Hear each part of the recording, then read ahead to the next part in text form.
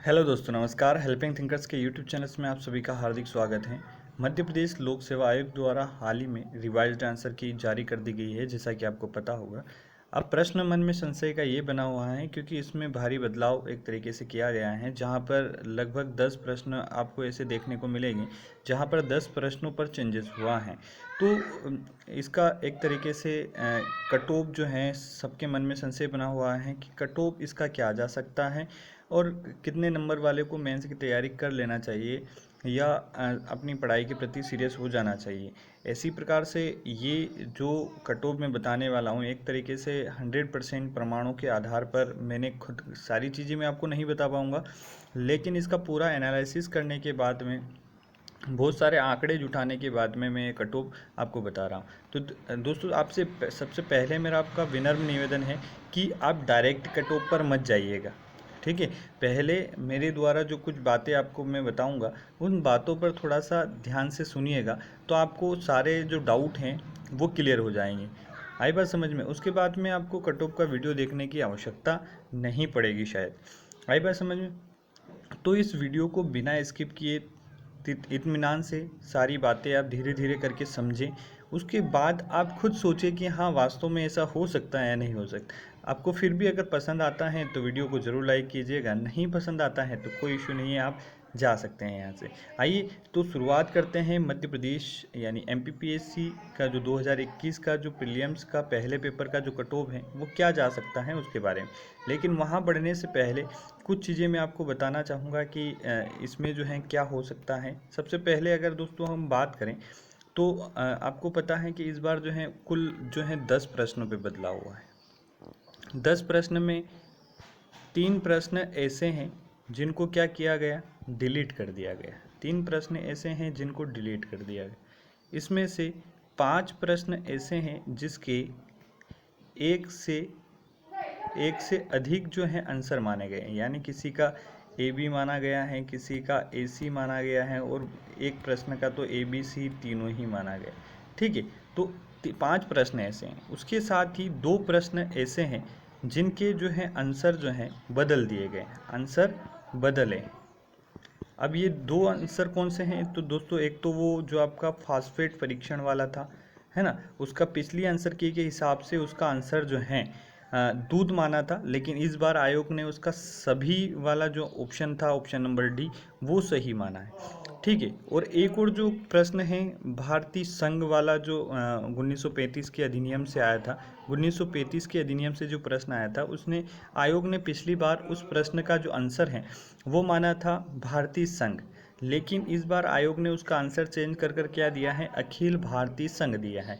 तो सबसे बड़ा चेंजेस तो यहीं पर आपको देखने को मिल जाता है कि आयोग ने जो है 10 प्रश्नों पे चेंज किया है, ठीक है। ये जो चेंज किए हैं फास्फोर्ड परीक्षण, ये लगभग, यहाँ मैं ऐसा मान के चलता हूँ, लगभग 80% बच्चों के नंबर बड़े होंगे, क्योंकि बहुत सारों ने उपरोक्त सभी लगाया था, लेकिन पिछली बार दूध सही माना गया था, तो बहुत सारों का गलत हो गया होगा। लेकिन इस बार मुझे ऐसा उम्मीद है कि लगभग मेरे मिलने वालों से भी मैंने चर्चा की है, तो वहाँ पर 80% बच्चे ऐसे हैं जिनके ये दोनों प्रश्न जो आंसर बदले हैं, ये दोनों सही निकले हैं, ठीक है। फिर अगर मैं बात करूं कि ये जो 5 प्रश्न हैं जिनके एक से अधिक आंसर माने गए, देखो उन 2 प्रश्नों में तो लगभग 80% बच्चों के ऐसे हैं कि दोनों नंबर जो हैं बड़े होंगे, ठीक है। अगर इन प्रश्नों की बात करूं, 5 प्रश्न जिसके एक से अधिक आंसर माने गए, तो यहाँ कहीं ना कहीं बच्चों को एक तरीके से लॉस तो नहीं कह सकते हैं, लेकिन इसका कट ऑफ पर प्रभाव पड़े, इन 5 प्रश्नों का प्रभाव पड़ेगा। कैसे पड़ेगा? देखो, अगर 5 प्रश्न है दोस्तों, अब 5 प्रश्न में आप देखेंगे तो हो सकता है 2 से 3 प्रश्न जो है आपके प्रश्न सही हो गए होंगे, लेकिन 1 से 2 प्रश्न ऐसे भी होंगे जिसमें आपको कोई चेंजेस नहीं देखने को मिला होगा। मतलब कि यहाँ पर ये 2 से 3 प्रश्न, इनको 1 से 3 प्रश्न ऐसे मान सकते हैं जिसमें आपके पहले ही सही था, और इस बार जो आयोग ने आंसर चेंज किया उसके बावजूद भी वो आंसर सही था। जैसे कि आप प्रश्न देख सकते हैं, आपका जो कलगी तुर्रा वाला है, जिसने उसको अच्छे से पढ़ा है उसने उसको निमाड़ ही लगाया होगा, है ना, जिसने सीरियसली मेहनत की होगी, जिस सीरियसली पढ़ा होगा। लेकिन बहुत सारे बच्चे ऐसे होंगे जो वनडे एग्ज़ाम की तैयारी कर रहे होंगे, या बहुत सारे ऐसे होंगे जो बिना तैयारी के एग्ज़ाम में, तो उन्होंने कुछ भी लगा दिया, उन्होंने हो सकता है मालवा लगा दिया क्योंकि हम मालवा के हैं, दूसरा ये कि हम बुंदेलखंड के हैं बुंदेलखंड लगा दिया, है ना, किसी ने निमाड़ लगा दिया। तो अब ये यहाँ पर कहीं ना कहीं इस प्रश्न से लॉस होने वाला है, क्योंकि ये अधिकांश बच्चों का सही हो गया, मतलब तीन ऑप्शन सही मान लिए गए तो किसी का भी सही हो जाएगा, मतलब ये यहाँ पर सभी का नंबर इंक्रीज हुआ। ठीक है, ऐसे और भी प्रश्न है, तो यहाँ पर इन प्रश्नों से ज़्यादा नुकसान भी नहीं होने वाला और ज़्यादा फायदा भी नहीं होने वाला है। ठीक है, लेकिन जो दो प्रश्न चेंज हुए हैं उनके उत्तर तो लगभग लोगों के दोनों ही सही हुए होंगे, ऐसा मैं कामना कर सकता हूँ। लेकिन 20% ऐसे भी बच्चे होंगे जिनके इनमें से एक नंबर बड़ा होगा तो एक कम होगा, मतलब यहाँ पर बराबर रहे होंगे। ठीक है, इसके बाद में सबसे इम्पोर्टेंट जो फ़र्क पड़ने वाला है, जो ये 3 प्रश्न डिलीट किए गए, है ना, ये 3 प्रश्न जो डिलीट किए गए हैं ये सबसे बड़ी भूमिका अदा करेंगे। देखो अब 3 प्रश्न डिलीट किए गए हैं, मतलब आपका जो कट ऑफ निर्धारित होगा वो 97 नंबर से ही निर्धारित होगा। 97 नंबर यानी कि 3 नंबर का बड़ा, ये अब 97 आपका 100% है ना, इसके आधार पर आपका कट ऑफ जारी होगा। तो मतलब 3 नंबर तो डायरेक्टली अगर नंबरों की बात करूँ तो 3 इंटू 2 यानी 6 नंबर का तो डायरेक्ट ही यहाँ पर ये हटा ही दिया गया आयोग के द्वारा, तो यहाँ पर एक बड़ा बदलाव ये होने वाला है।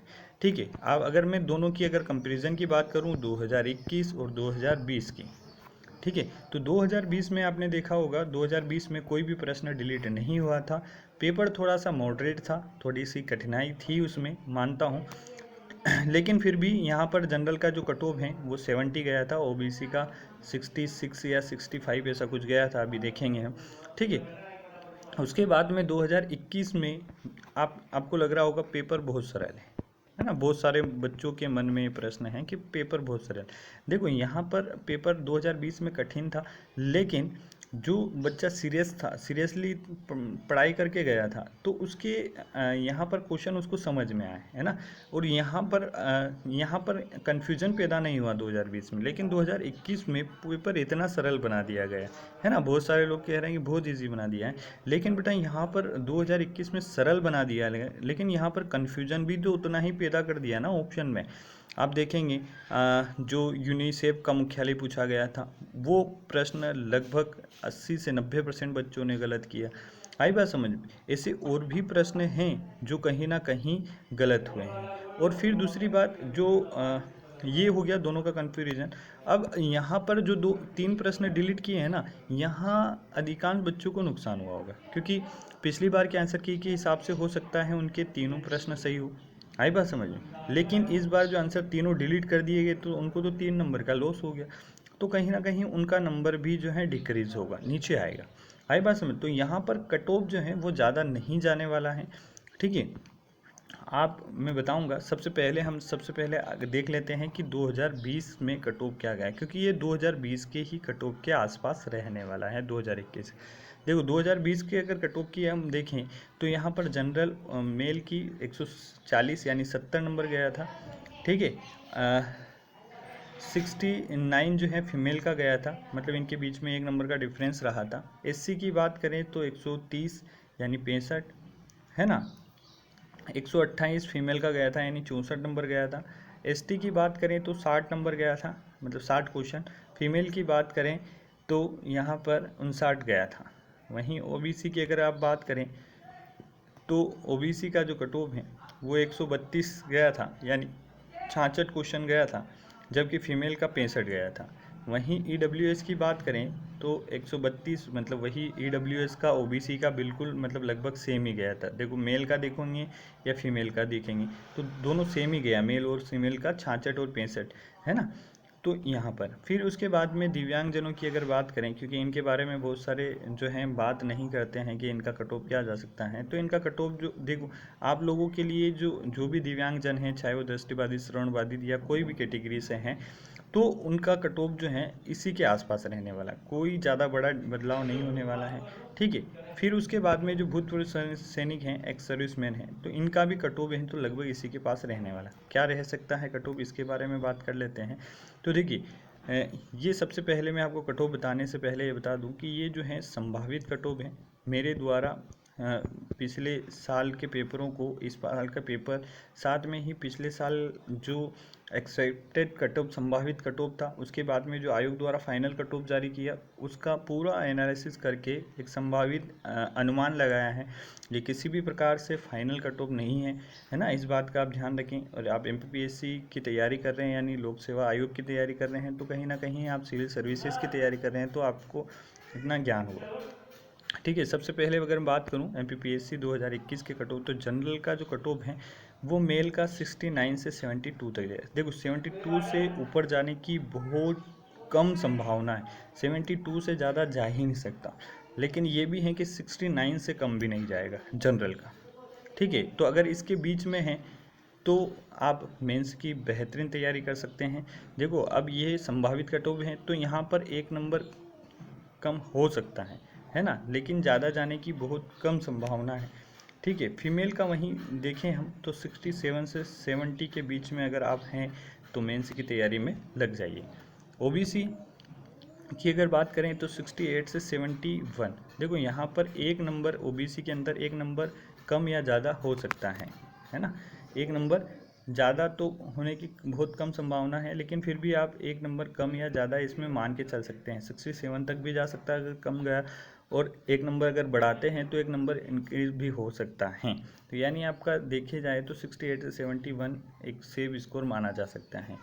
ठीक है, उसके बाद में फ़ीमेल की अगर बात करें तो 66 से 69 के बीच में बहुत ज़्यादा पॉसिबिलिटी हैं कि हो जाएगा, है ना। ठीक है, फिर EWS लगभग समान ही मान के चलिए वैसे, है ना, लेकिन फिर भी मैं EWS का एक आध नंबर का हेरफेर मान के चलता हूँ कि यहाँ पर आप ये सकते हैं 67 से 69 के बीच में EWS का मान सकते, 67 से 69 के बीच में। वहीं EWS फीमेल की बात करूँ तो आप ये मान सकते हैं 65 से 68 के बीच में इसको मान सकते हैं, 68 के बीच में इसको मान सकते हैं। ठीक है, उसके बाद में अगर SC की बात करें, SC कैटेगरी की बात करें तो SC कैटेगरी में 64 से 67 तक मान सकते हैं, 64 से 67 नंबर तक आप मान सकते हैं। वहीं अगर यहाँ पर वैसे तो संभावना कम है, आप यही मान के चलें। ठीक है, एक नंबर कम ज़्यादा हो सकता है। फीमेल की अगर बात करूँ तो 63 से 66 नंबर तक जा सकता है। ST की अगर बात करूँ तो 60 नंबर से लेकर जो है 63 नंबर तक जा सकता है। फीमेल की अगर ST फीमेल की बात करूँ तो 59 से 62 तक रह सकता है। तो ये कट ऑफ हैं, अगर इसके आसपास अगर हैं आप, एक नंबर जो भी मेरे द्वारा कट ऑफ बताया इस नंबर से एक नंबर अगर कम भी हैं तो भी मैं आपसे यही कहूँगा कि आप बेहतरीन तरीके से जो है आप क्या करें, मेंस की तैयारी में जुड़ जाइए। देखो मेंस की तैयारी करने में कोई संशय नहीं है, मेरा तो ये मानना है कि आपको प्री की तैयारी करने से पहले मेंस की तैयारी ही करनी चाहिए, क्योंकि अगर मेंस आप जब अच्छी तरीके से पढ़ते हैं तो आपका प्री जो है लगभग तैयार हो जाता है। ठीक है, अब जब प्री निकल जाएगा, अगर मेंस में अटक जाओगे तो प्री निकालने का भी कोई फ़ायदा नहीं, तो इसलिए मेंस आपको पढ़ लेना चाहिए। ठीक है, उसके बाद में अगर मैं बात करूँ कि जो एक्स सर्विसमैन है उनका कट ऑफ क्या जा सकता है, तो देखो एक्स सर्विस के लिए मेरा यही मानना है कि इसके आसपास ही आप मान सकते हैं, 2 नंबर आसपास मान सकते हैं, दो नंबर जो हैं, 2 नंबर मतलब 2 क्वेश्चन जो हैं आगे पीछे मान सकते हैं सभी के लिए, है ना, तो ये रह सकता है। ठीक है, उसके बाद में ही अगर बात करें दिव्यांगजन की तो इनका कट ऑफ भी जो है दोस्तों इसी के आसपास रहने वाला है, 1-2 नंबर आगे पीछे आप करके एडजस्ट कर सकते हैं, लेकिन अगर इसके आसपास हैं 2 नंबर आगे पीछे भी हैं तो भी आप बेहतरीन तरीके से तैयारी में जुट जाइए। आप सभी को मेंस के लिए ऑल द बेस्ट। ऐसे ही पीएससी के लिए जो हैं लेटेस्ट अपडेट, लेटेस्ट आपके जो संशय रहते हैं मन में उनके समाधान लेकर कहीं ना कहीं मैं ऐसे डायरेक्ट नहीं आ जाता हूं, उन पर एक विचार किया जाता है, उसके विचार करने के बाद में मैं आप लोगों के लिए वीडियो लेकर आता हूं। चाहे आप एमपीपीएससी के छात्र हैं तो भी इस चैनल को ज़रूर सब्सक्राइब कीजिएगा, क्योंकि मेनली जो है एमपीपीएससी के बारे में, साथ ही एमपी गवर्नमेंट की जो भी वैकेंसीज आती हैं उनकी सारी जानकारी इस चैनल पर आपको मिल जाती हैं। सब चीज़ें व्यवस्थित रूप से एक सिस्टमेटिक तरीके से पूरे एनालिसिस के बाद आपको मिलती हैं। तो अगर चैनल आपको पसंद आता है तो चैनल को सब्सक्राइब करके बेल आइकन को जरूर प्रेस कीजिएगा और वीडियो को लाइक कीजिएगा, दोस्तों के साथ शेयर कीजिएगा। धन्यवाद दोस्तों वीडियो के अंत तक बने रहने के लिए। आपका कोई डाउट है तो कमेंट बॉक्स में ज़रूर बताएं। शुक्रिया। जय हिंद, जय भारत।